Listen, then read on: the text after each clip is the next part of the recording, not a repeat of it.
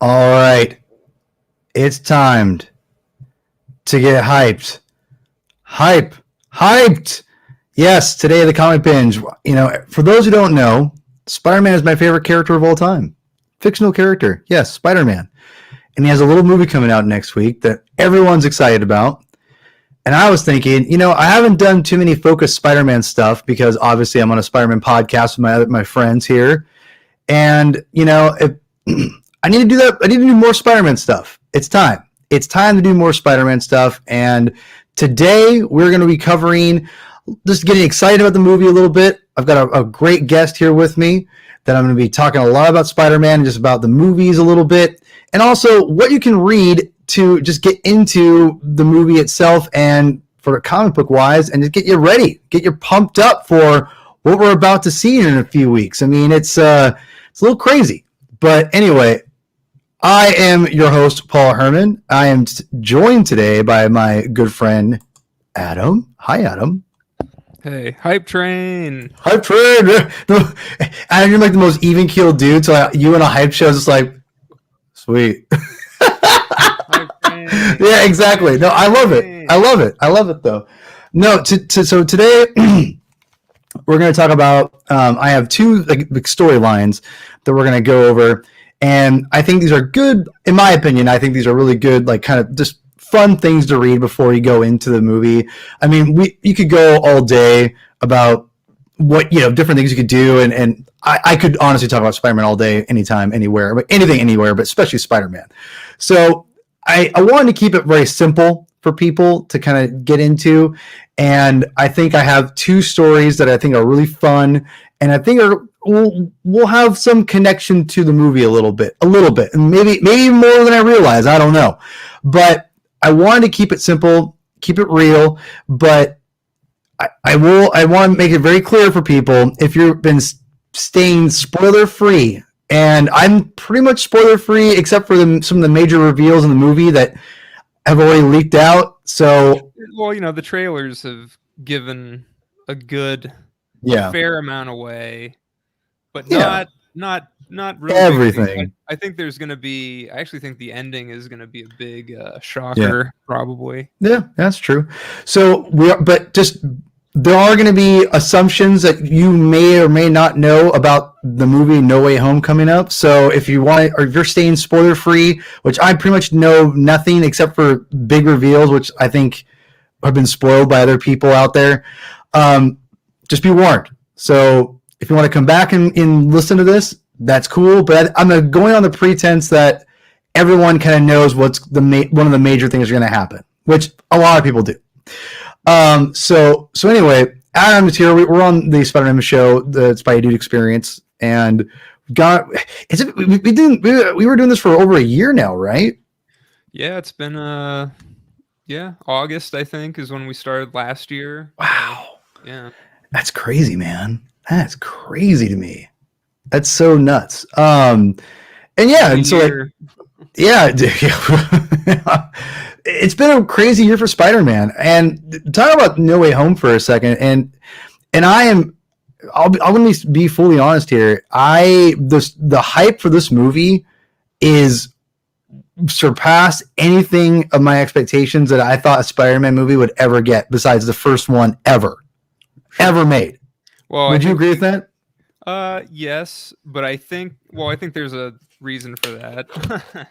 Well, do you think it's because which goes into spoiler territory? Yeah. Again, you've been warned. If you watch this in the future, that after we record it, we're streaming this live. But about the reveals of the other Spider-Man characters coming in. Yeah. Spider-Man, if you will. I think that has a lot to do with it because those iterations are very near and dear to a lot of people's hearts, and it's just, and the way both of those iterations ended, people are just really excited and hopeful to see that stuff continue on in a limited way in this movie. Man, and to kind of go with the movies a little bit for a minute, which we don't really do here that much. We do movie reviews here and there, and we'll probably do a few more in the future. But again, you've done a couple. but I like to bring it back to comics as much as I can because it's a comic book channel. They're the source for all this stuff. Yeah, I mean, yeah, exactly. So my question is, do you think that if Toby and Andrew are in this movie, which again I'm assuming that's correct, do you think this might actually make them like make more movies of those characters themselves? See, that Toby, no. Andrew, maybe. That's exactly what I was thinking. That's what I was thinking. I don't know if Andrew, which I'll, for the record, I think the overall best Spider-Man of all three characters is Andrew Garfield. Like 100%. Like not Peter Parker, and it's not Andrew Garfield's fault by any means. That dude's a phenomenal actor. He's probably the best actor out of all of them, like bar none. I could probably see that. Yeah. I mean, I think Tom is solid, but his range doesn't seem that much, to be honest. I mean, I think, you know what I mean? Like in Toby, I'm not a big Toby fan. He does fine. I think he's fine as Peter Parker and Spider-Man, even though I think I hate his voice. He just has a weenie voice. I don't know. Anyway, that's just my opinion. It's my opinion. But Andrew Garfield, he can do all kinds of stuff. And I love him in Social Network. He's in a movie called Red Riding, or a TV BBC series, Red Riding, which is, he was phenomenal in that. Dude can act his ass off. And so I personally think that Andrew is just the best actor of all of them. He was given the least amount to work with, I think, of all of them. I think he was given the worst material, really. Yeah. Like, I mean, the thing is, the first movie is okay. The second one, I haven't seen the second one again, just because I'll have to do that at some point. Dude, when you want to watch it, let's watch it together. We'll play at the same time. Okay, that'd be fun. Sure. Maybe we'll do it for the binge. I'll do a live stream of it. When I remember I liked it a lot more the first time I watched it than the other times I've watched it. And I go back to why I love Andrew Garfield as Spider-Man. His Spider-Man is bar none the best of all three. Like there's no one that I think captures the spirit and the mood better than him. I don't think anyone understands the quips, the way his movements are. I don't think anyone understands it as good as Andrew Garfield does. I think Tom's the best overall incarnation of both of them, Peter and Spidey together. But I think Andrew's Spider-Man is by far the best. Like his quips are funny. He's not over the top funny. He's not just kind of like when Tobey Maguire is delivering a funny line, it's there's no energy. Like everything he says, but I mean, it's really no energy when it's like Spider-Man is an energetic character. I've always thought of him as his energy, and I like that I kind of like that Toby is. I like that his delivery is actually kind of dry sometimes because I feel it's too dry. I feel like that could lead itself to the character in some ways, like because he's kind of a sarcastic. Stop it, Andrew.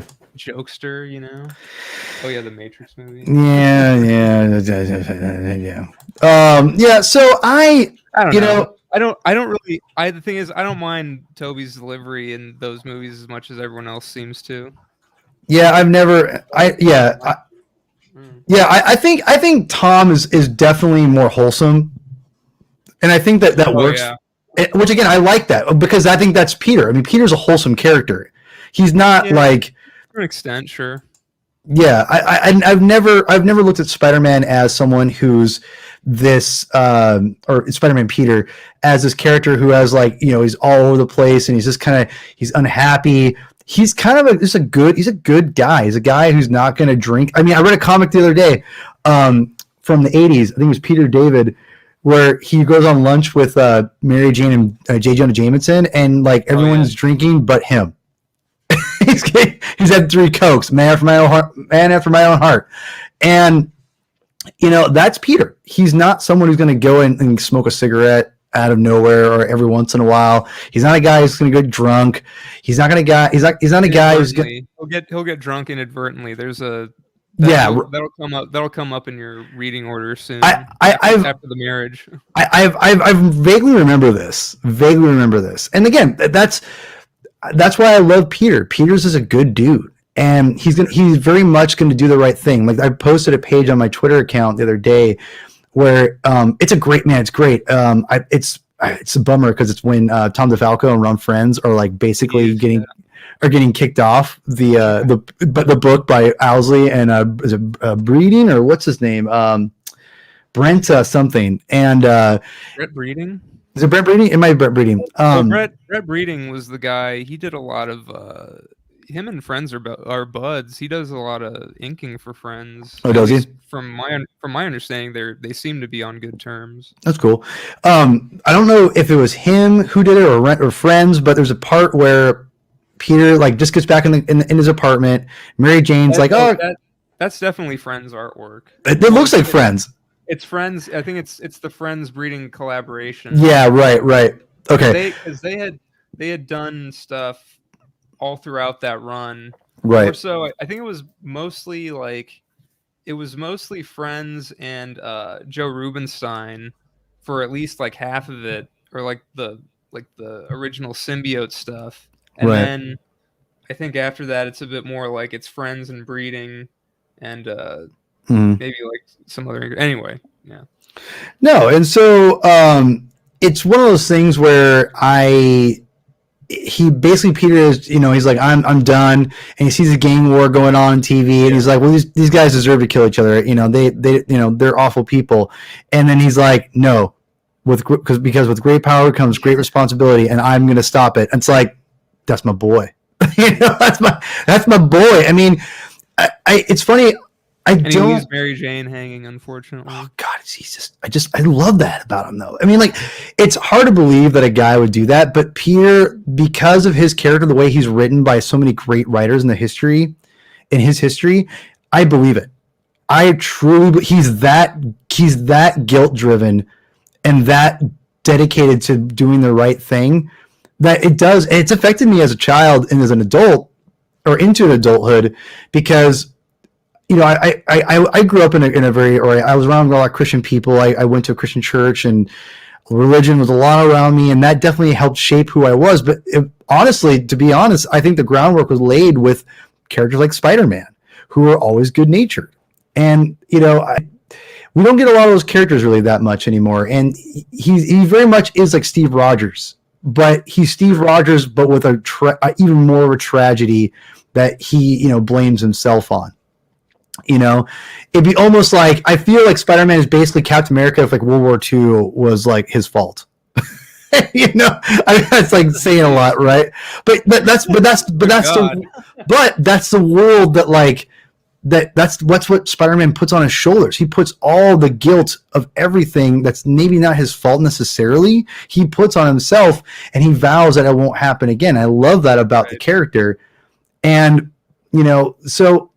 With these movies, we definitely get that, and I wanted, and I know you kind of come from that world of, I think so. We haven't talked a lot about the MCU Spider-Man, but I think you're in the Iron Man Jr. camp. I don't want to put words in your mouth. I mean, yes and no. Right. I think I can, I can do a devil's advocate a little bit. But, I know you can. I don't know. The thing is, like, they're fun movies, but I don't know. See, this is actually my problem, I think, with them, is that I grew up and I enjoy the stuff where it's just him. He's by himself. That's why I like that kind of thing. Mm-hmm. So my problem, I think, is they've tried to put him in this universe, and they're doing it. They're going a little too far. And the Iron Man thing is, I think, it's kind of it's a chart on how good and bad that is, like, or how much and how little that is. I kind of think with Far From Home, they sort of went off the rails a little bit, just in the sense that like okay, Happy's part of his supporting cast. He's using Stark's stuff to make his stuff now. I don't know. It seems it's very different from what we've gotten before and a lot of the adaptations that we've gotten before, I think. And it's just kind of, I don't know why they did. I get like wanting to do different stuff, but I feel like this is almost a little too off the rails in some ways. Mm-hmm. That's why I think that the ending of this movie is going to be interesting. Yeah, I think you're right. I am of the camp, and I am on a MCU podcast, the MCU fan show. Many incarnations of the name, but Sean and I have been doing this for a long time, and I can tell you right now that I've gone down and really praised the MCU Spider-Man. And I'm going to get Javi on the show. I'm not sure if Javi ever watches my show, but Javi, if you're listening, I'm going to get you on. We're going to debate it on the show one day, buddy. Me and you, and hopefully even Donovan Grant. I talked to him the other day. I know he's pretty much an anti-MCU Spider-Man fan. I think I can be the moderator for that show. You definitely should be a moderator. I'll take on everybody. I'll bring on George from Crawl Space. I'll take him on too. Bring him and JR on. I'll take them all on, man. That'd be hilarious. I'd just be dismantled from I could never get a talk in edgewise, which is saying a lot with me. But here's the thing, and I want to make it very clear that I think that the MCU Spider-Man is not going to be, and I think everyone knows this, which I think is weird. But the MCU Spider-Man is not meant to be like the other Spider-Man characters. And that's I've always went into that because for many different reasons. Because at this point, when Spider-Man in the 60s was first introduced, things were just starting with superheroes again, right? In that universe. So he was just getting out there. Captain America, I don't think Captain America was even out unthought at that point. So he wasn't. Yeah, so the thing is, Spider-Man has always been on the same level with all those characters because he came out around the same time, even though he's younger. Now, with the MCU, you have to put Spider-Man under, as someone who's again, looking up to these heroes opposed to being on the same level with them. And that's the big difference. And so when you're reading a character, if you're, if you're 40 or 50 or 60 years old and you're reading Spider-Man for so many years, of course you're not going to be super stoked to see Spider-Man be like, wow, Iron Man, I love you. That's going to be just stupid. Spider-Man, no.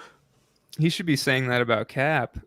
Now, it's funny because on the MCU fan show before Civil War, when me and him were speculating, me and Sean, he was right. I should have been smarter because Iron Man was the most popular character at the time. He said it's going to be Iron Man. His idol will be Iron Man. But I'm like, it should be Captain America because in the comics, that's what he looked up to. He was a huge Captain America fan, and they are very similar in how again those goods. Yeah, as you just said. Yeah, exactly. So I was that's why I'm saying too, especially he should be more. But the reason why they have it be Tony is because Tony is smart, but also it's Civil War. And what happens in Civil War? Well, he goes on Tony's side. Yeah.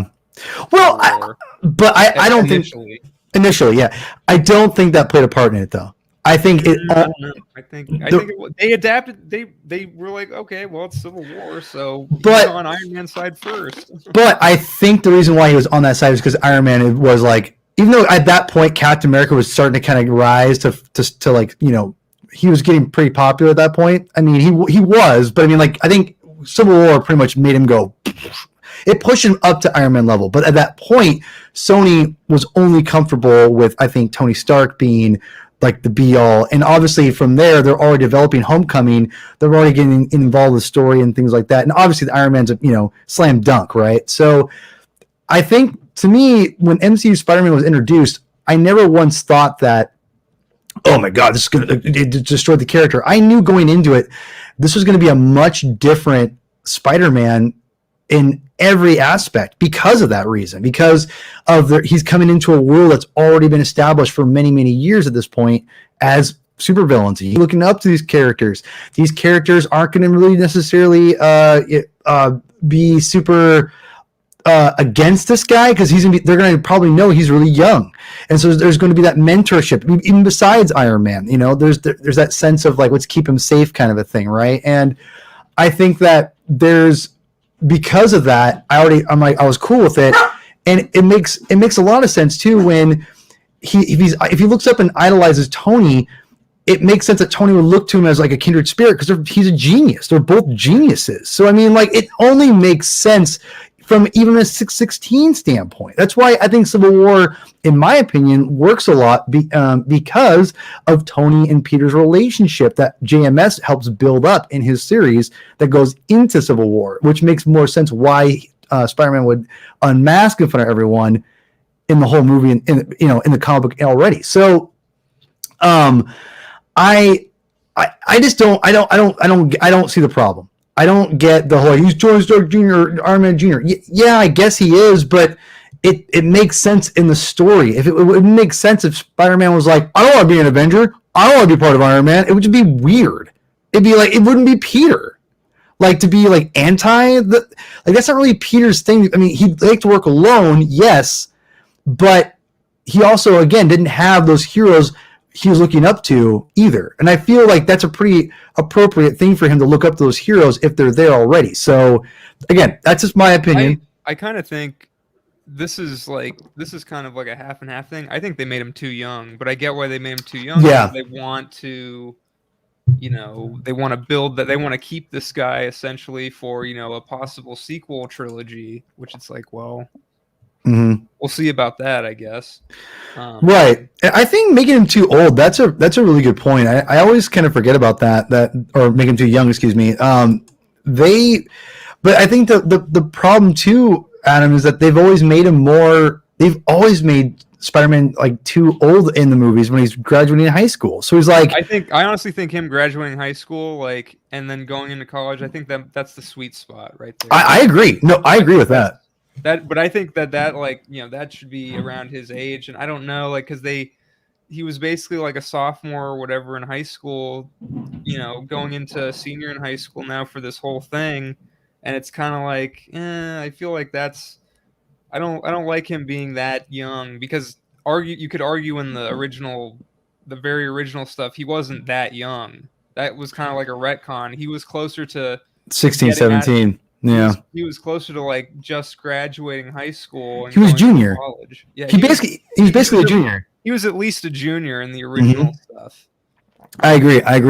I think the original maybe a senior. Like, I don't know. He's talking about in Amazing Fantasy 15. He's talking about getting college scholarships already, more or less. Right, and that happens around junior year. That happens around junior year. I mean, if you're really that talented, they're going to be touting you pretty early, right? So, and we know that Peter is that. So yeah, we know. Yeah, exactly. So I think that all makes sense. I just think that Tom is the best of. He just is a very even, like, as a great. I mean, for me, Tom's a very good. He's a good Peter. He's a good Spider-Man. He's not a great Peter or a great Spider-Man, but like, to be both of those that are pretty good, like pretty solid. That's saying a lot. I think that's better than any one of the other ones, though, too. No Way Home, Homecoming really hit me. I love that movie. I've watched it so many times, and I think it's not a 616 Spider-Man story. It's not an Ultimate Spider-Man story. It's a MCU Spider-Man story. But it feels like the spirit of Spider-Man. It has all the things of him, like being trapped and trying to change into Spider-Man when not to reveal himself in front of the students, and he's falling for his girlfriend, Liz, and trying to impress her, and again, it's not the stereotypical Spider-Man stories we've gotten from that we've read for many years, and it was kind of a breath of fresh air. But I never felt the spirit was ever gone from it. I never felt the Iron Man stuff dampened it down to be like, it's about Iron Man. I was like, no, it's not. It's not about Iron Man at all. Like, go ahead, sorry. I do think that a strength of that movie that they maybe kind of dropped the ball a little bit with there is the end when he, they're going to do that big press conference with the Iron Spider suit, and Peter's like, no, I'm good. But then they had to double down with Infinity War and stuff because of how that went, and I don't mind it as much. But I mean, at the same time, like, he didn't take the suit, right? Like, he just that's what I'm saying. Like, at the end of Homecoming, he's like, no, I'm good. Yeah. He's like, I don't need. He's like, whatever. Like, yeah, Tony, whatever. Like, that's cool. And then they have to, like, it's it's like, oh, we're not doing that. And he, like, he has to like scramble to, and I think Happy comes in, or like Gwyneth Paltrow comes in. They're like, oh, we're not doing the thing, and it's kind of played for laughs because it's played for laughs a little bit because he's like, yeah, because it's this, Tony builds it. He's like gonna gift him this thing, and then he's like, well, I don't want that. And there we go. Like that was good because he's like, I'm just gonna do my thing. But Tony's the one that gives him he's the one that like does it to save his life in Infinity War. So it wasn't. So I feel it's all. But my thing about that is like, I mean that's fine. But then they kind of because they had to give it to him there, and then he like keeps it, and he still has it in this coming movie. But you know what? I think it makes sense because he wants to honor his friend, his mentor. Yeah. So again, it's the MCU. It's not Spider-Man 616. It's not Ultimate. It's the MCU version, and it makes sense because Peter's not going to reject those things completely. If someone especially if someone sacrifices themselves, like Tony, he's going to honor them. I mean, there's so many comics out there that he honors people when they die. So that to me only solidifies that it's very much in his character. But yeah, I thought Homecoming is my favorite. It's probably either, I don't know if it's up there. It's either second or third. I think the first Spider-Man Tobey movie is my favorite. Even my gripes aside with Tobey, I think that one just has the feel of Spider-Man. I think we all agree. I used to not like it as much as number 2, but I've fallen in love with it recently. I think the 4K honestly really helped me. It looks beautiful in 4K, man. It looks so good. The first one is just it's a comfort movie. Like I've seen that one like 100 times or so. Yeah, me too. Well, not 100, but like dozens of times probably. Just like bits and pieces, or like there was a point going into Amazing Spider-Man 2012 where Spider-Man was on like the premium cable channels all the time, and I just kind of like I'd be surfing late at night, and it's like, oh, there it is. So then I just put it on and be in the middle of the thing, and I watch the rest of it. Yeah. Like, oh, Uncle Ben just died. Keep watching it, or like, oh, like he just just keep watching it. So I remember that weekend going to see it for the first time. Yeah. The second one's really good. I love the second one. It's my favorite. It was my favorite one for a long time. Yeah. The third one's decent. Kind of drops. It has its moments. It has its moments. It has moments. Yeah. It definitely has its moments. But Homecoming really captured the essence of Spider-Man, especially when he takes on his crappy suit and he's fighting the Vulture in that. Even though see that, yeah. I've always been the one. I love costumes, and I don't love it when they always go back to the old costume to like whatever. But the idea of what's that? They needed to showcase that more because they teased it in Civil War. Right. But it makes sense because so many people were going to be like, "Well, it's just Armor Jr. He's nothing without Tony," and that's what always baffles me of the people who like say like Spider-Man is just Tony, is just whatever. I'm like, no, like that's the whole point of him at the end of the movie. Where he's himself. He does things himself. He takes on Vulture and defeats him by himself, not because of Tony, but because of him, what he does. And it's I'll never forget. I was some guy online was like arguing with me nonstop about. Yeah, I saw that like a couple months ago. Yeah, the guy was like Vulture, and everyone loves to say that Tony has his hand in every Spider-Man villain. Or I'm like, no, like Vulture has nothing to like Tony and Vulture. Like there's no like correlation of like the Vulture is like I'm gonna go get Tony Stark. And that's what people like. This one guy was trying to tell me. I'm like, dude doesn't give a crap about Tony Stark. He's like, I want to support my family and do my thing and and make money. That's all he cares about. It's like Tony was just the reason what got pushed him out. But it wasn't just Tony. It was everything. I mean, that was his personality. He was pushed up by everybody, the government, by Tony. Like people with power were pushing him away from what he was trying to accomplish. And then what he does is he becomes a Vulture and becomes power himself and has his own crew as power. And that's what he wanted, and he got it. And so when someone's trying to tell me like that's all Tony Stark, I'm like, you're not watching the movie, homie. Like I remember on that, dude. I just think it's really quickly. I think it's hilarious. I'm like, where in the movie does it say this from start to finish? I'm like, okay, where in the movie supports your theory? The whole movie is. I don't understand. You want to post a whole movie online? I'm like, oh my god. I'm like, these people don't have a debate, man. I'm trying to have like a legitimate, like, show me what you're seeing. And no one can show me. I do think the thing is that, like I said, I think this is the problem with Far From Home. Is Far From Home is a little more. I think the Tony influences it.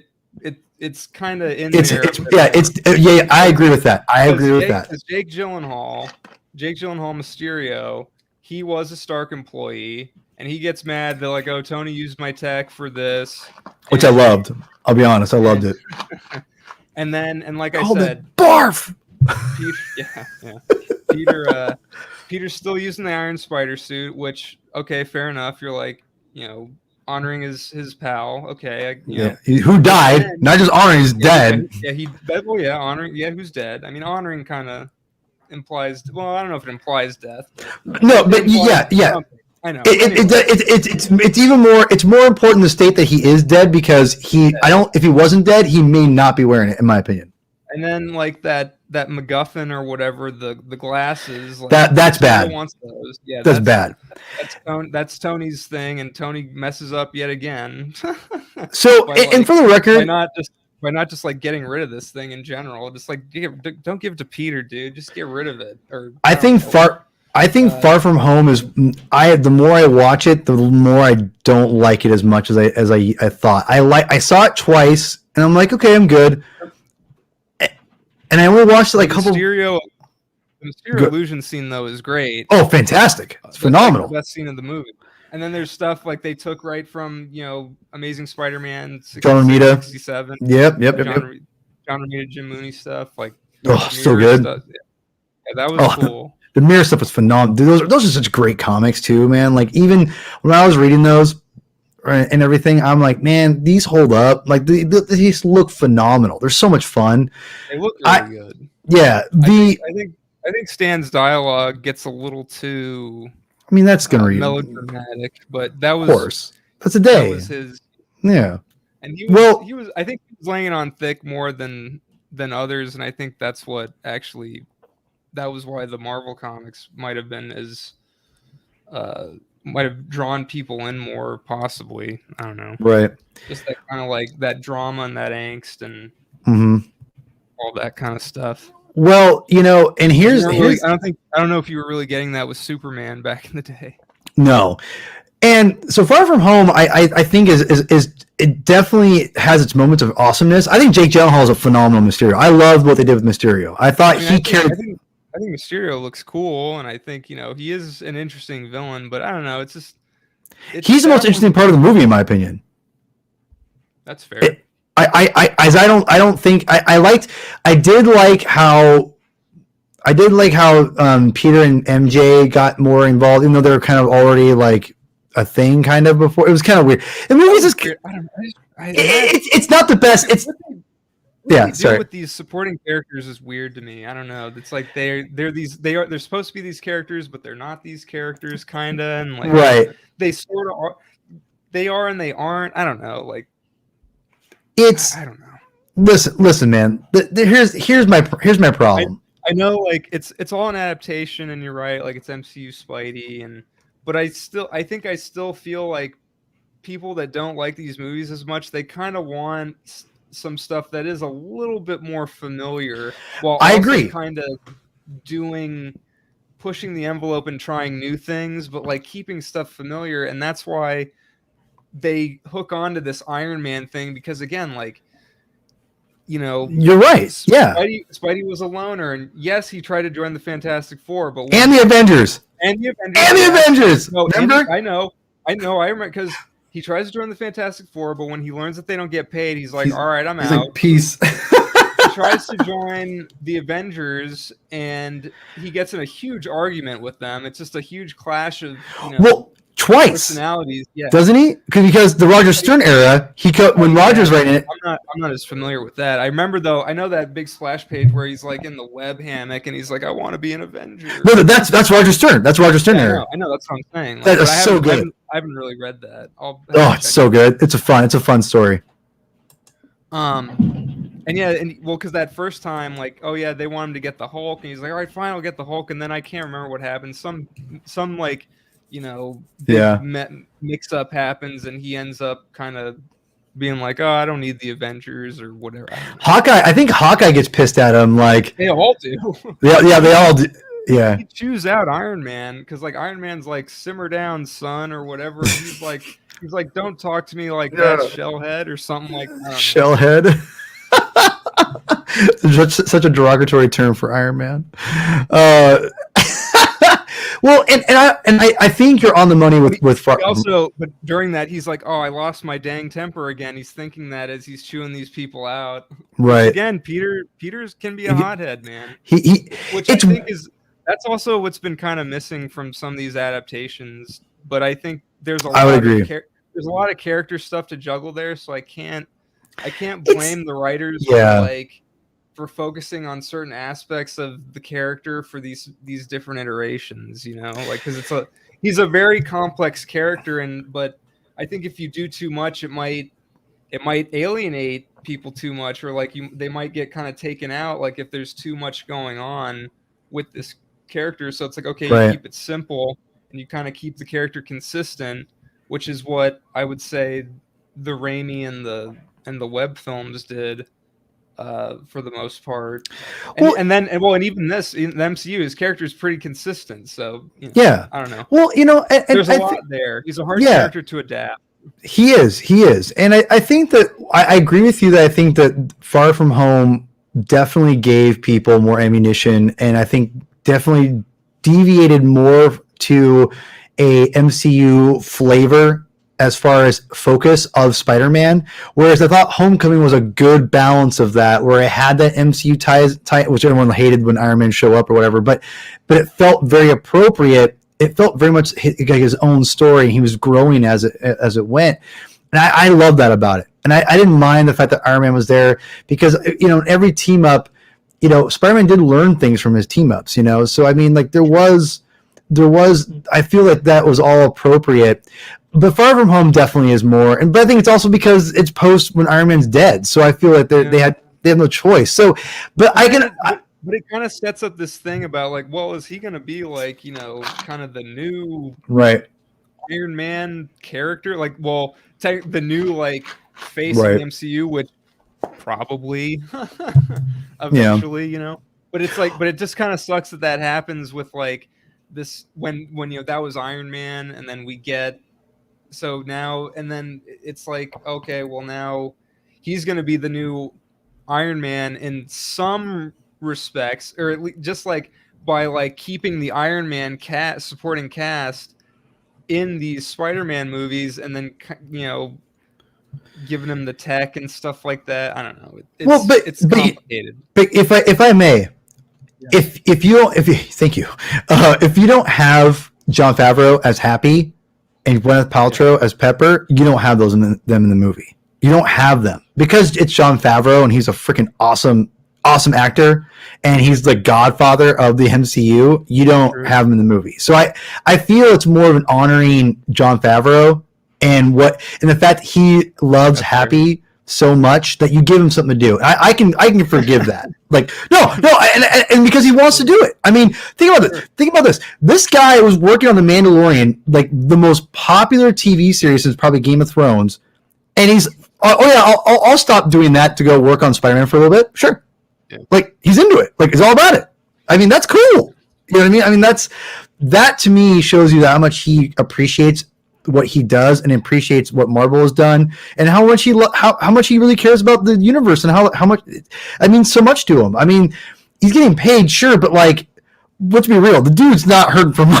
I mean, dude's like making it rain himself. I mean, he's doing that, it feels like, because he loves the character, he loves the characters, and I think it's them being like, John, you're a good guy, we're going to keep it going, we're going to, and I'll be honest, I mean, I don't know anything other than the major spoiler of like who shows up at the end to help Spidey, which is pretty obvious. But I think Favreau's going to die. Yeah, he's one of the contenders. I think because let me get back into our comic book conversation. So today, if you're wondering, if you're actually one of I'm gonna start calling them the faithful like 25 because I feel like I have like 25 viewers who actually are consistently always there, and then like it always go to like almost 30 to like So I feel like I have the faithful 25. So if you're one of the faithful 25, you're a baller and a G. And I know Andrew's one of them. Andrew, you're my boy. I got you. We're gonna talk about some comics now.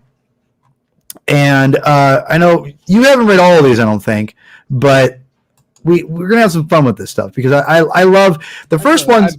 You've dabbled. You've dabbled. I do want to say. I want to say one thing real quick on please. Favreau. Coming back. Sure. The one thing that always, I don't know how to explain it. It impresses me or like makes me smile or whatever is I always see with the MCU as a whole is. I always see these things, the interviews of all the movies, like the cast, and the cast is always talking about how fun these movies are to make, and how like the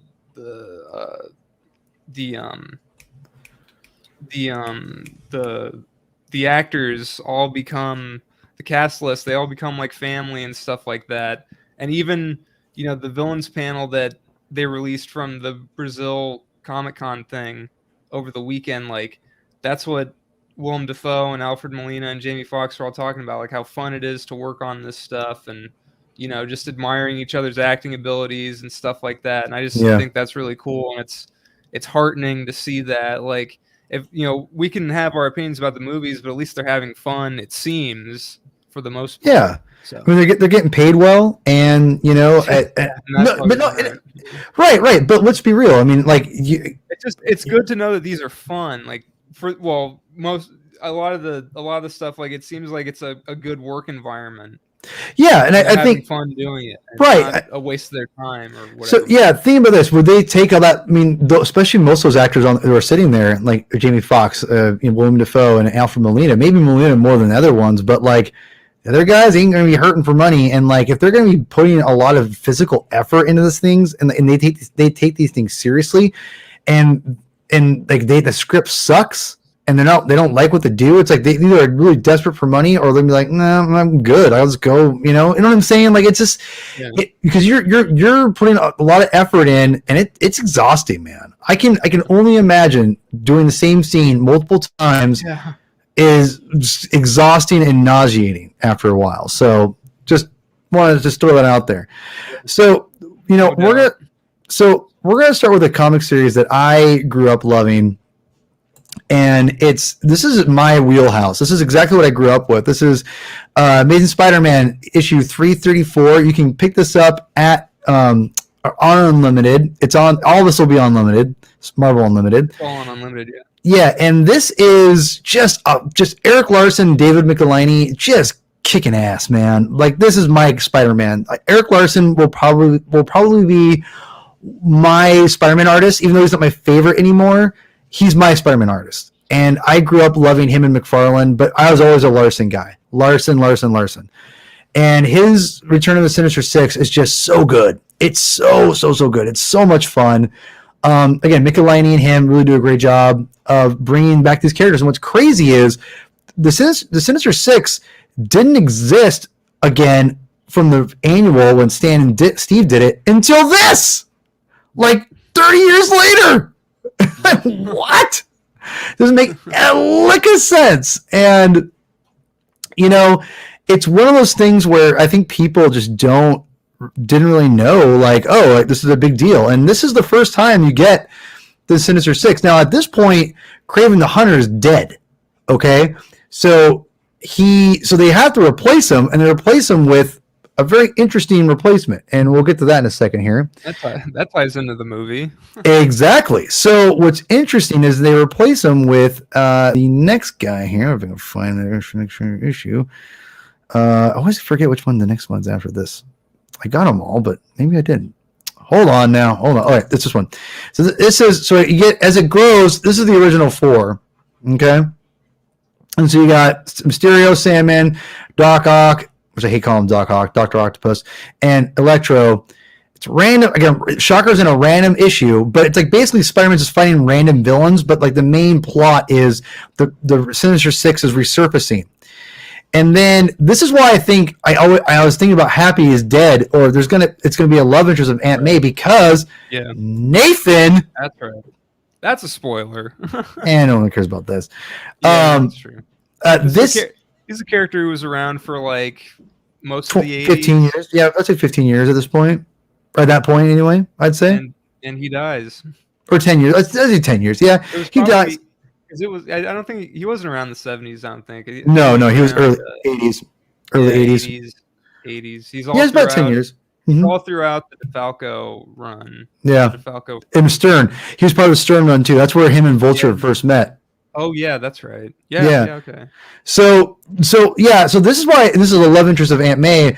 I kind of think that's why Happy's going to die, because the Sinister Six are forming, and then like he dies kind of because of a Vulture and things like that. I feel like that's kind of going to mirror that a little bit. I think it's more coincidental, but I think it's maybe not. Maybe this helped inspire that idea. It would make sense, to be honest. It gives Spider-Man more meaning to like have more fear of what he's going up against if Happy dies. So it's an idea. But this is what I think is interesting is that the Sinister Six gets Hobgoblin to be the bad guy. And obviously, it's always weird to me that Green Goblin was never part of the original Sinister Six. But I feel like that was because it was. Oh no, wait, it wasn't. I was going to say it was before, but it was not before. Yeah, it Craven, was. Because Craven's there, and Craven came after. He's way after. Yeah, he's way after all that. He's always the issue right after. But 14 and 15. Yeah. But anyway. But this was great because they recruit through the Hobgoblin, and this will always be my Sinister Six. I love this, and I know if you want to count the Sinister Syndicate from the Stern or the DeFalco Friends run, which I love me the Sinister Syndicate. For the record, I love them. I do think that this is my Sinister Six, though. I feel like this will always be my favorite. And I feel like, I don't know about you, Adam, but in the comics, they feel like they've kind of taken the Sinister team and kind of, this is like me being dramatic, but perverted it a little bit. And like, it's just like, it's too much. You know, it's like, whoa, Sinister 12 and Sinister 1500. It's like, Sinister War. Oh, man. That had so much that's a great idea. It's such a great idea, just horribly executed. It was okay. It could have been. The problem is that's a whole different podcast. Yeah, there was other stuff going on, and yes. By itself, though, is a really interesting idea. I liked those issues better than the actual main ASM series that it was tied into. So we'll give it that. But this will always be my Sinister Six. I always think this is like a great lineup of characters, and Spider-Man basically has to fight all these characters. And where is it? That's right. And this cover is just Eric Larson, chef's kiss, man, just great. I love this. I love this comic. This is good stuff, and it's a cool kind of reveal at the end a little bit. What's going on, and it's so much fun, and it kind of maybe it could happen maybe in this movie too. I know I was thinking it's crazy because these are all the villains that have been in this Homecoming trilogy. Mm-hmm. Yeah, we'll be in the you're right, yeah, because we'll get them all, and so I can't recommend this enough. So it's 334 to 339. I think that's right. I said right, 334 to 339, and it's so good. ASM Volume 1, 334, 339. Super fun comic book, super quick reads, but it'll get you pumped to see Spider-Man take on a bunch of different villains at once, which he doesn't really get to a lot of times. And let's be real, these are like his legit foes. They're not just like, the Syndicate, which, again, there's legit foes in the Syndicate too, but they're not Dr. Octopus, Mysterio, Vulture. I mean, these are some of the upper echelon of his villains. So I thought... Yeah, all the OGs. Except for Hobgoblin. Right. But I think this is just this is a really fun series that's worth checking out. Yeah, I agree. It's weird because, right now it's That's all it is, a parody of itself. It sucks, but the one thing I will. What's that? Like that's what made this so special. Like the comment and you have said is that this was basically 30 years after the original thing. Yeah. It's crazy to me. And it pays tribute to the original thing because Eric Larson. You're not wrong. Eric Larson does Eric Larson does the Ditko thing where he has Spidey and a villain in each issue. They have a big cool splash page. Yeah, and there's one of my favorite splash pages is actually in the previous issue in 338 with Sandman. If you remember that. Oh yes, that's great. Yeah, it's great.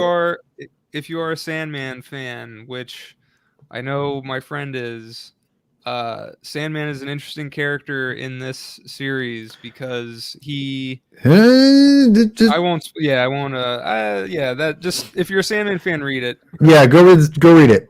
It's cool. I think the Sandman's a much more interesting character than he's ever given credit for. I think people who write the character, they usually love him, and they do a great job of kind of portraying him in a really unique way. I think he's an underrated character, because he can be hero or villain basically, and I like that. I like when they can kind of go back and forth because it makes him more complex. So yeah, 334, the 339 Amazing Spider-Man Volume 1. It's on Marvel Unlimited. Go check it out. Eric Larson draws, I think, the best Dr. Octopus maybe ever. Maybe next to John Byrne. I think John Byrne's Dr. Octopus is incredible. Like that annual that he's in, whew, so good. So good.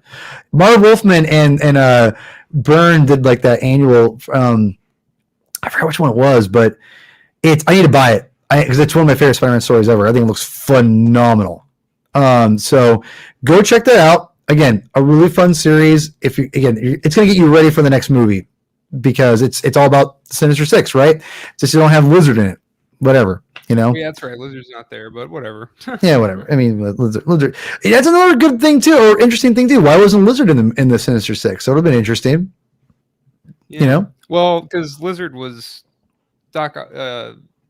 Connors, Kurt Connors. He's kind of like all over the place with being and not being the Lizard. So right. All right. So the next one, as I just revealed, is going to be.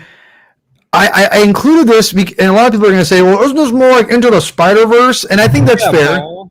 Yeah, come on, man. That's what I was going to say.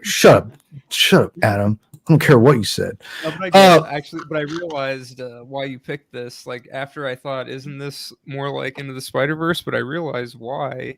Because we talked about it before, and I'm realizing why you're doing this because this, and we'll get into more to kind of the fine points because it is a little bit of it's from a certain point of view a little bit, but hear me out.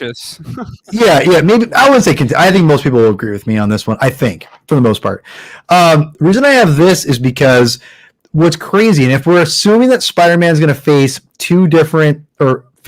meet two different Spider-Man from different universes, and as me and Adam are huge Spider-Man fans, I when I was thinking about material for it would be a good like Spider-Man meets other Spider-Man stories that's not Into the Spider-Verse, not the original Spider-Verse comic book, and I thought about it. I went, Spider-Man has not met or when has he met someone from a different universe that's a Spider-Man character. And I thought about it because I've read a lot of Spider-Man comics and I know a lot about this character. I could not think of it besides the person you brought up, which was Miguel 2099. Yeah. But I said, well, I didn't count him because that's supposed to be the future in the same universe, just a different time. Yeah. Which you could argue time different, whatever, right? That's a whole other podcast. Yeah. But that's why I don't include that. I don't really include the time warp, whatever it was that they did. That's fair. It's just too. I was just thinking about it because I think technically I think that is the first time he meets a different Spider-Man that is not a clone. That's not a clone, right? But and it's not a version of him. It's a different guy. Now that's the point of debate as well.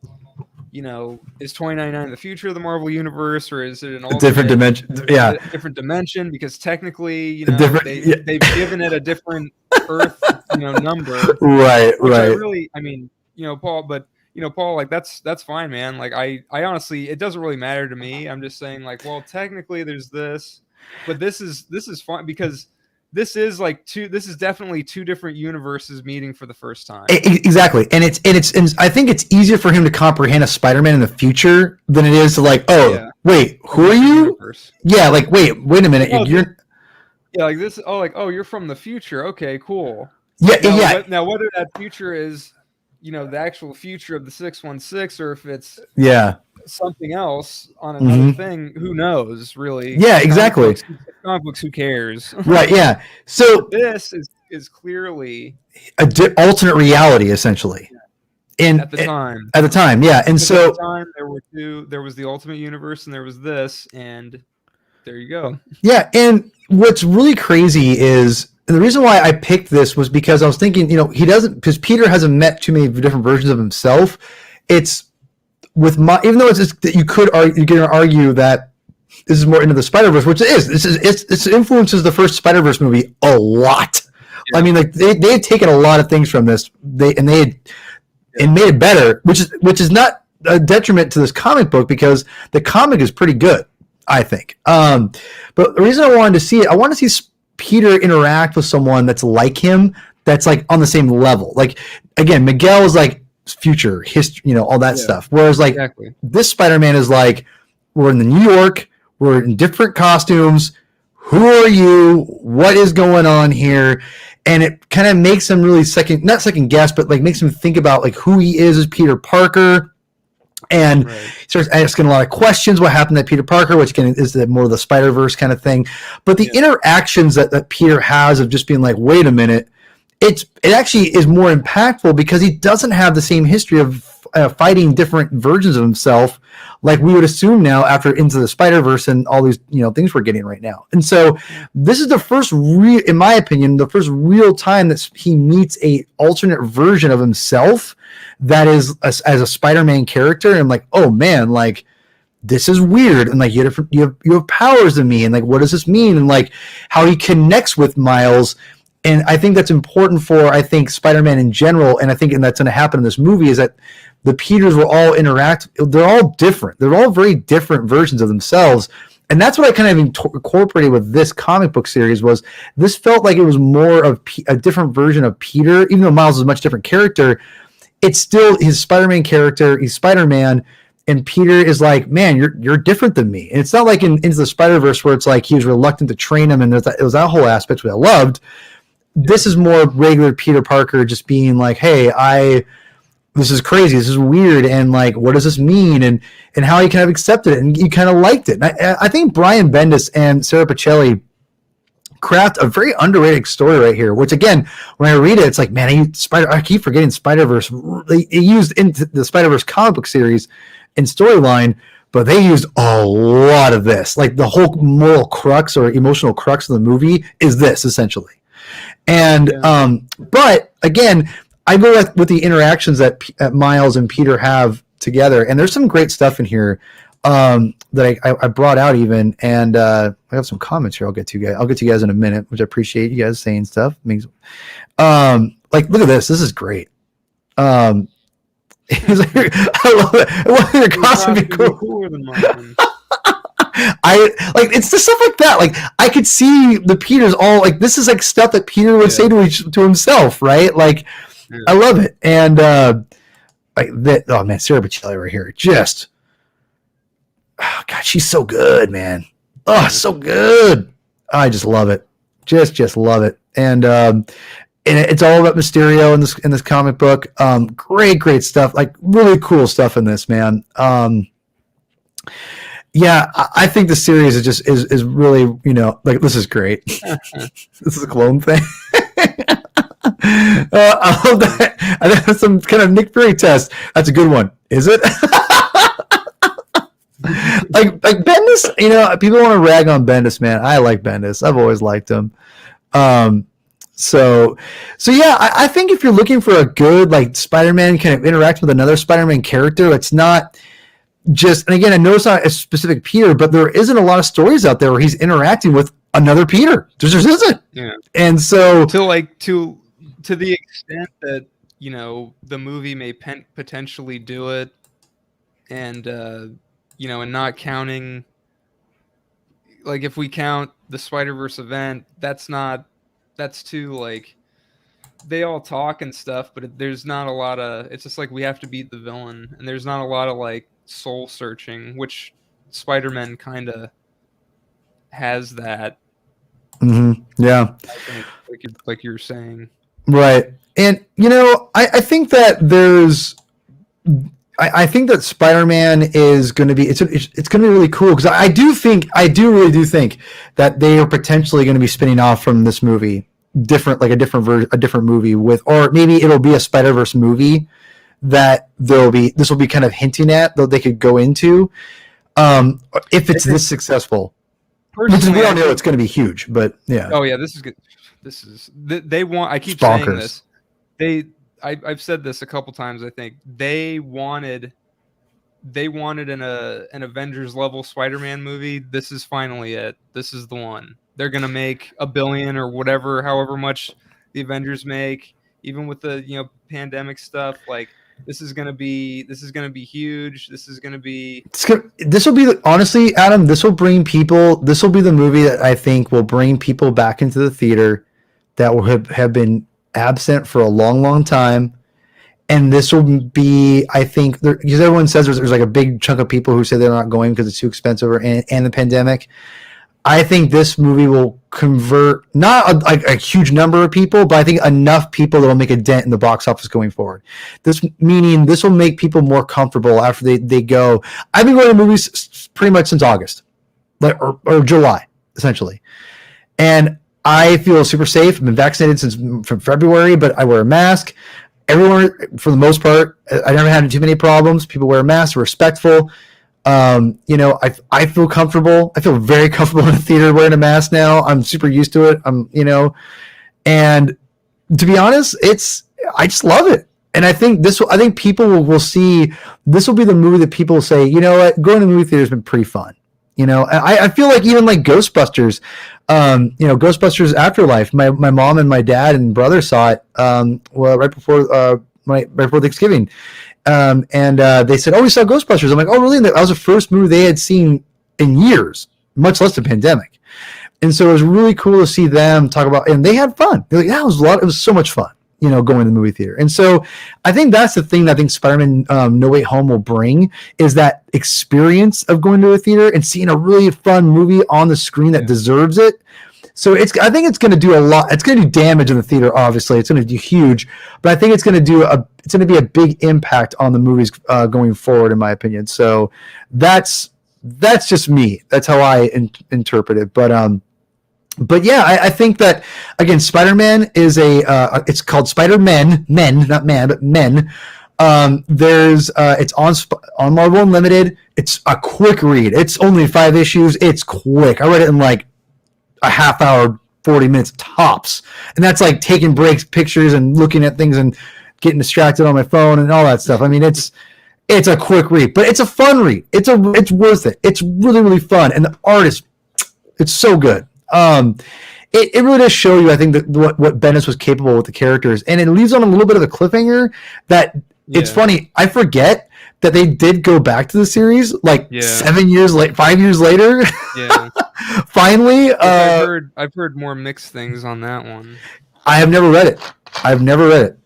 I meant to, but it lost its luster after it. I love the first one, and then I was like, oh yeah, and I just kind of like, I don't need to buy this one.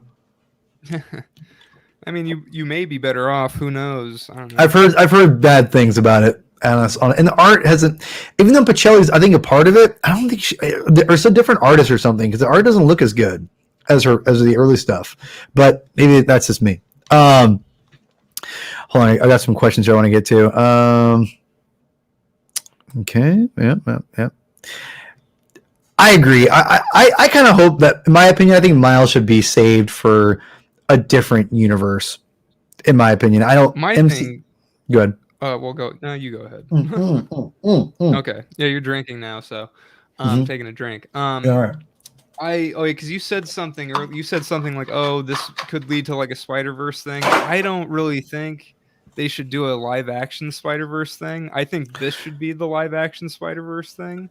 I think they should keep the. I think they should keep the Spider-Verse thing animated.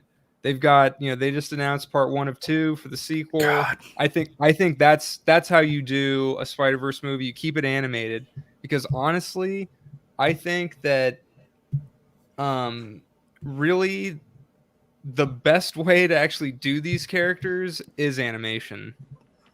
Just because you can do so much stuff that you can take a lot of liberties. You can technically do it in these live action ones, but then you got to rely on CG, and that's always kind of hot and cold. Right. where the CG gets wonky or something. This way, it's like you do these superhero things, these fantastical things in animation. No one cares. You get a good movie like Into the Spider-Verse was, or maybe it won't be so good, but you can at least kind of take more risks and with just character designs and stuff, and stuff like that, and you don't have to worry about making fun of costumes, or trying to adapt a costume, and I don't know, like I just think that like really these characters should be thriving more in animation than the live action stuff. And honestly, the live action stuff will probably just become like big CG video game things. Like, you know what I mean? Like, I don't know. I think they may go that way in the future. But I have a couple things. We're gonna save some of the Cross the Spider-Verse stuff animated here in a second, and then we'll call it quits. But a couple questions I want to go back to. Philip, I haven't read enough of his DC stuff to know if it's better. I would say Bendis is he's written some masterpieces in my opinion in Marvel, and I've liked a lot of his Superman stuff though. I'll be honest, I've liked a lot of it. A lot of people want to crap on it, but I liked the stuff I've read. I've liked, and so that's just me. I've gone on record saying that I think Bendis' Daredevil is better than Frank Miller's. I've gone on record saying that, and as a whole, I think Frank Miller has written maybe the best Daredevil story in Man Without Fear, but as far as overall runs like of a character, Bendis does way more with Daredevil than Frank Miller ever did, and partly because he's able to do that because it's because of Frank. So it's like, but if I had to sit down and read a story again, I'm gonna sit down and read Bendis over Frank Miller's, because I think Bendis crafted a brilliant Daredevil story, in my opinion. So again, it's kind of I know it's kind of a controversial thing to say, but I think Bendis' Daredevil run is the best Daredevil run ever. I don't think anyone's has gotten close. I've read a crap load of Daredevil comics. Let me tell you, I've pretty much read pretty much from Bendis all the way to now. I've read all of it, and I've read all of Frank Miller, all of the Frank Miller stuff, and I've read sprinkles of Ann Nocenti and D.G. Cressenger. I've read a lot of Daredevil in my life. He's one of my favorite characters. But I think Bendis is definitely the best. I think overall he's done the most. Up here, someone talked about. So I don't know if bringing a clone in right now is a good idea. I think I read this bonkers theory that was basically like the Holland MCU. This was like a couple years ago. The Holland version of the character is actually a clone of the Raimi Peter, and that was why like J. Jonah Jameson, was bald when he came into Far From Home, because that actually was still J. Jonah Jameson from the Raimi universe. And I'll have to show you this, Paul, because the way it was put out there, it was just not like, it wasn't really to be taken seriously, but I thought it actually made a lot of good points. Like you could do that. You could do that. Right. It's like, oh, there's no mention of Uncle Ben, and like this could have been like Norman Osborn could have somehow taken Peter's DNA from the Raimi film, and Anyway, I'll send you the thing. All right. Yeah, and so I don't know. I love Ben Riley though. I mean, if you're listening to the Spidey, experience, you're gonna know that most of us love Ben Riley. Well, '90s Ben Riley. We all can, even me who defends Dan Slott, his run. I do not like his Ben Riley. He butchered that character. I still can't believe he did what he did with the character. It just baffles me. They let him do that. I feel like he's just you don't really need to do that at this point. I don't think. I think with Spider-Verse, you have enough. You could introduce him through Spider-Verse. Maybe that's one way you could do it. Yeah. I would say through that. I mean, I'd prefer him over. I'd prefer an alternate Spider-Man named Ben Riley than a cloned Peter Parker Ben Riley. I think the character can remain the same, but different origin, if you will, as far as like how he exists in the first place. And if it's just a different universe, I'm good. I'm good with that. So, but I think Ben just represents, a different side of Peter Parker that, it's a little bit different. But obviously in the 90s, he's Peter 2.0, literally. So, which again, it's fun. It's fun to do that. But, yeah, we'll get to that here in a second. Yeah. Yep. I mean, you're not wrong. You're not wrong. Yeah, his DD run is so good. So good. I mean, that's a future binge episode. I'm a buddy Michael, who's a huge DD fan. I'm gonna get him on here at some point. Are you Daredevil fan? I want to be. I got to read Miller's stuff. Honestly, I have all that. I gotta do my own binge of that stuff. Okay, Andrew, I love you, bro. You're my homie, but Wade, sorry, bro. I'm gonna put my thumb down on that one. Wade his run is so over the place. I hated it at the end. Oh my god. Like, oh, it's so bad. I'm sorry. It starts off okay. I love him and Marcos Martin together. That was a cool combination. That was really fun. But then I know Chris Samuel's a great artist. I love him. And there is some cool stuff they do together. But man, like towards the end, the last year or so on Daredevil is just atrocious. I can't take it. I'm like, I don't know if I'll ever reread it. So bad. He did create some cool characters, new characters though. I'll give him that, which we haven't really seen. But if I had to do my top three, it would be definitely Miller, or Bendis, Miller, and then what would be my third? That's a tough one. I don't know what my third would be. That's a good question. We'll come back to that. We'll come back. Well, there's one more thing here I want to say. That's true. I probably would say Brubaker had a good run on the character, but I didn't love his run. It was solid. It was a solid take. I felt like it was a good run. It was a good run, but it wasn't like the greatest run in the world. Like you could tell he was kind of spinning his wheels a little bit at the end. I'll think about that. Top three. It's a good one. That's a really good question. It might be Anna Senti, to be honest. She did some cool stuff with the character. Her and J.R. Girard did some cool, rad stuff. Oh, that's right. What am I thinking? Kevin Smith. Duh. I'm missing something. Yeah, Kevin Smith. His runs is probably my top three. It would be Bendis, Miller, Smith. Those three. Done. And then I'd probably say after that, then I would say Brubaker. Then maybe I'd say Zardisky might be up there.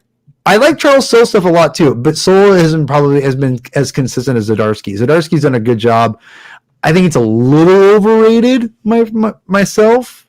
It's not bad. It's just a little bit overrated. It's a little heavy-handed, I feel, if that makes any sense. Have you been reading the new? You haven't been reading the new Daredevil. I read. I read the first issue because people were hyped about it, and it was supposed to basically be back to basics, more or less. So I was like, I'll check it out. And I like Chiquetto. Yeah, he's phenomenal. That dude he's a baller. He's so good. He draws a good Daredevil. He draws a good Spider-Man. He draws a good anything. Dude is so good. He's so good. So yeah, lastly, we did have that trailer for Across the Spider-Verse. Super cool. You know, Well, it wasn't really a trailer. It was more like a sneak peek kind of thing. yeah. Didn't really tell us anything about the plot. We have to eventually do an episode for the Spidey Dude experience for a retrospective on that movie, because I was not. I mean, I thought it looked really rad when I saw it. And I'm like, man, I'm actually gonna like this movie, I think. And then I walked out being like, I can't believe how much I love that movie. I dragged my wife to see it. I drug her. She's like, I don't want to see this movie, and she watched it and goes, that was pretty cool. Like, and she hates that stuff. Yeah, it was. I caught it on TV. Like, You poor soul. It was the day before. No, I saw it in the theaters twice. Oh, okay. I was gonna say, I'm like, you waited watching the TV? Dang, No, bro. The thing is, I hadn't seen it since okay. December 2018 in the theaters, but I caught it on TV like Wednesday before Thanksgiving or something, and I was just watching it. I think I missed Miles getting bit and stuff, like the first 20 minutes or something, but I was watching it. It's like, yeah, this is really good. I'm like getting all emotional and stuff. And dude, there's some Spider-Man movies just get me emotional. Really, all comic book movies do. I think it's just because of it's just so cool seeing all this familiar stuff. Even if I'm not too familiar with the character, it's just cool seeing this stuff, Yeah. It brings a little tear to my eye. Well, I really do feel that Spider-Man specifically, though. Yeah, for sure. I'm watching this movie and it's like, oh, it's like Peter B. Parker. Yeah. Oh, Miles. Oh God. Yeah. No, it's an emotional story, dude. What I love about Spider-Verse is that it's super cleverly written. It has such an energy to it. Yeah. But not only that, but when I rewatched it, I was blown away and reminded how many comic book homages it has. Not just of characters, but actual formations of a paneling on the screen, and and the dots, I forgot what that's called. I should know this, but I don't. Benjay dots or something. Yeah. But just the aesthetic of the comic book medium is very much a part of that movie, and not in a Hulk Ang Lee way either. It is, but it's done in a very artistic way that just gives it an energy that is so unmatched. And that's the thing about the movie I think is really cool, is that it really does respect the medium, not just of the stories, but the medium itself and what it's from, all over the place. And it's not just saying oh yeah, it's cool, it's from a comic book. It's no. It really showed you how cool comic books are, because it would show you different things from it. I'm like, yes, Into the Spider-Verse is a great comic book commercial. It's and who can, and for me, when I see people write the neurotic idiot who's oh, Spider-Man is, Peter Parker is Spider-Man, Miles Morales is Miles Morales. It's so funny because that thing. that I love how people are just what? But it's Into the Spider-Verse is it's how could you watch that movie and say that? And just because of obviously he's saying that for attention and to, just to get people riled up for a reason. He doesn't really think that. I mean, he watched that movie. If you take away his YouTube channel, he'd be like, yeah, okay, he's Spider-Man, okay, whatever, I don't care. It'd be fine. He doesn't care. But because it gets everyone riled up and whatever, I mean, he wants to be controversial, which I've been into it too, because I just think it's so stupid to say that. But, but yeah, I mean, it's a beautiful story about someone becoming Spider-Man, and it wasn't Peter Parker, and it was really beautiful.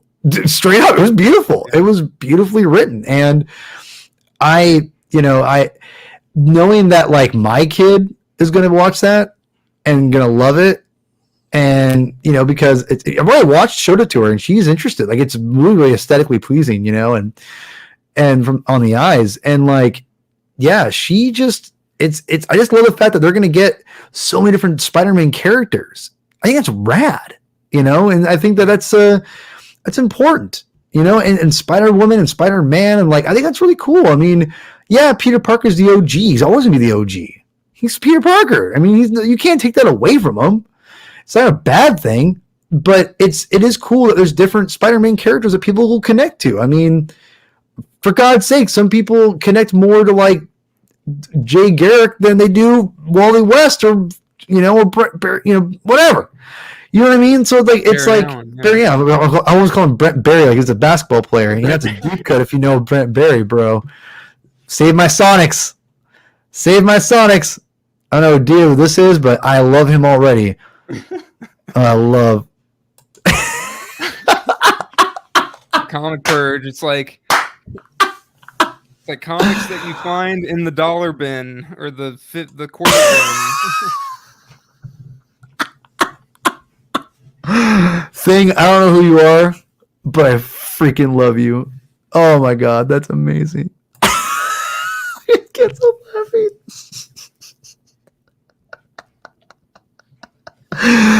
Oh, okay, let's wrap this up. Oh, Thing, please keep commenting. This is hilarious, please. Okay.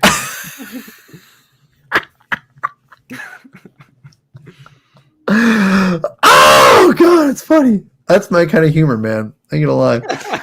That's my kind of humor. And I did not know that's coming. I had no idea who that is, honestly. Whew! All right. So yeah. What's up with your what do you have to say? Any final thoughts? Final thoughts. I'm looking forward to the movie. Yeah, I don't know. Like I don't know. I'm cautiously optimistic about the movie. Yeah. And I think you know, and these are good recommendations, I think. Especially Yes. the Michelini Larson return return. It's Return of the Sinister Six, right? Revenge was later.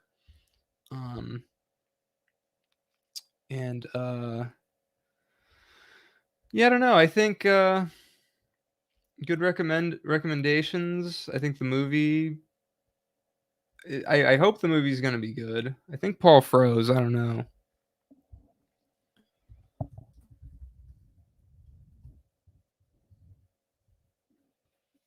And yeah, that's the thing. Like, my big fear. Okay, you're back. Yeah, sorry about that. My big fear for the movie is just that, you know, it's going to be all hype, no substance, and then everyone's going to be disappointed, and everyone's going to be like, Yeah. oh, blah blah blah. But you know, I don't know. I think it's. I'm hoping it's going to be a big celebration of the character. Right. And yeah, I don't know. And your recommendations are good again. So well, thank you. I worked very hard on them. And thank you so much for jumping on. I know Chris had to bail, and it's like Adam, you're always there when I need you, man. I really appreciate it. And you know, I just, this was kind of a last minute thing anyway. So I thought about inviting more of the Spidey guys on here, but I'm like, yeah, let's keep it real and just kidding. I thought you were gonna ask me before. Really, well, I was going to, but dude, it just like I was just like, hey, I don't if I get like more than like 3 people on here, like it's 3 people, it's like it'll be like 3 hours show. Which again, it's just, I love it, but that's no one else does. That's what the people want, apparently. I don't know. No one watches my shows according to my statistics. They watch the first minute and they're like, get this crap out of here. Oh really? Oh yeah. I guess you can see that. Oh, yeah. It's pretty depressing. Oh well, Faithful 25 though. I love you. I mean, it'll come. Yeah, it doesn't have to. It's already here, really. Like, hey, I'm happy. I'm very, very happy where I'm at with everything, and I'm just thankful for everything I got, man. That's all I got to be, But no, thank you so much for jumping on. It's like I always enjoy talking with you. You know that we always. Seriously, I love it. I'm so glad. I always say this. I'm really glad. I'm really glad we got to meet. And we've become buddies like this, and could podcast. We could talk all day, which is not hard for me. But me and you, we always keep good conversations, which I always like about me and you. We always have like a good back and forth, and and we always have good thoughtful stuff, And I think that, but we're always very different. Well, you do.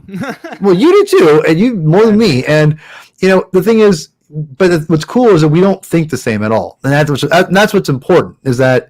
I want to have people that don't think like me because I don't want to talk to an echo chamber. It's boring, It's like I'd be boring. I'm boring right now. I sometimes find it comforting, but I don't. I love to argue too much. I'm a very non-conflict kind of person. But that's what makes our conversation so great because you don't like conflict, so you approach things not in a non-conflicted way. And I just want to just bombard you with my conflict. So I mean, it's perfect. Fair point. Yeah, no, but it works. It's a good balance. But where can people find your stuff at, homie? Enchilada Legs on Twitter, Spidey Dude Experience every once in a while, pretty much monthly when we do that. Search that on YouTube and Spotify and Apple and all that stuff, and like and subscribe to the YouTube channel and all that stuff. Oh yeah, I should have said that. And well, like and subscribe to the Spidey Dude Experience YouTube channel. Yes. And then like and subscribe to the Comic Binge YouTube channel. Yes. Because this show is, I think, the future. Aw. It's the only one I watch, really. Well, I know you're really nice about it. You're one of the faithful 25, really. You're also a co-host, basically. So I mean, it's kind of, which is fine. That's cool. I don't mind. Cool with me. Yeah, no, it's all cool, man.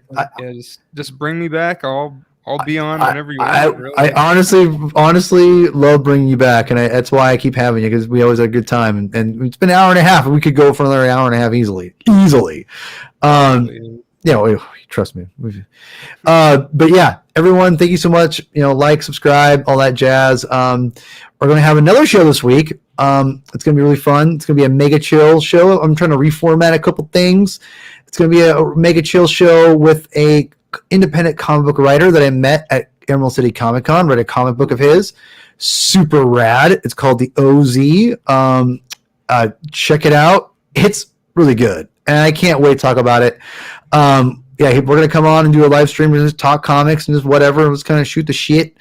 And we're excited to get that in. I'm gonna try to do 2 shows a week, just because it's fun and it keeps things fresh and all that stuff, and keeps people in the algorithms and all that crap. But yeah, I'm gonna try to do that. It's hard, especially with life coming up. Life could get very, very interesting here real quick. So anyway, like, subscribe. Thank you for everyone who's watched. Check out Space Demons on Webtoon. That's my new comic book.